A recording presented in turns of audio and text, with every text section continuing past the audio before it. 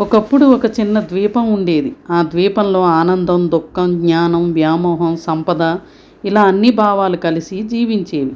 ప్రేమ కూడా వాటిలో ఒకటి. ఒకరోజు వారికి తెలిసింది ఈ ద్వీపం మునిగిపోతుంది అని. అందరూ తమ తమ పడవలు సిద్ధం చేసుకొని అక్కడి నుంచి వెళ్ళిపోయారు. కానీ ప్రేమ మాత్రం వెళ్ళలేదు. చివరి వరకు అక్కడే ఉండాలని అనుకుంది.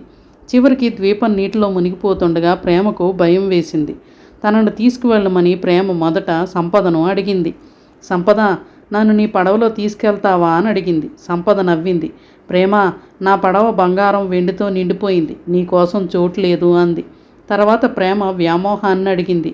వ్యామోహమా, నన్ను తీసుకువెళ్ళు ప్లీజ్. వ్యామోహం తడిసిన ప్రేమను చూసి అంది.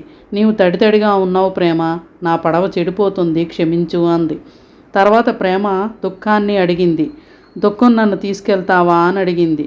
ప్రేమ, నాకిప్పుడు నా బాధతో నేను ఒంటరిగా ఉండాలని అనుకుంటున్నాను అంది దుఃఖం. ఆనందం కూడా అటుగా వెళ్ళింది. ప్రేమ ఆమెను పిలిచిన ఆనందం వినలేదు. ఆమె ఎంతో సంతోషంగా ఉండిపోయింది. అప్పుడు ఒక్కసారిగా ఒక స్వరం వినిపించింది. రా ప్రేమ, నిన్ను నేను తీసుకువెళ్తాను. ఒక వృద్ధుడు ప్రేమను పడవలోకి తీసుకున్నాడు. ప్రేమ ఎంతో సంతోషంగా అతనితో వెళ్ళిపోయింది. ఆ సంతోషంలో వృద్ధుణ్ణి ఎవరని కూడా ప్రేమ అడగలేదు. వారు భద్రంగా ఒడ్డుకు చేరుకున్నాక వృద్ధుడు తన దారిలో వెళ్ళిపోయాడు. ప్రేమ అప్పుడు జ్ఞానాన్ని అడిగింది. జ్ఞానమా, నాకు సహాయం చేసిన వృద్ధుడు ఎవరు అని. జ్ఞానం మధురంగా నవ్వి అంది.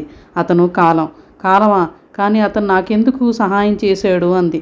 జ్ఞానం బదులిచ్చింది. ఎందుకంటే ప్రేమ ఎంత విలువైనదో అది తెలుసుకోవడం ఒక్క కాలానికి మాత్రమే సాధ్యం.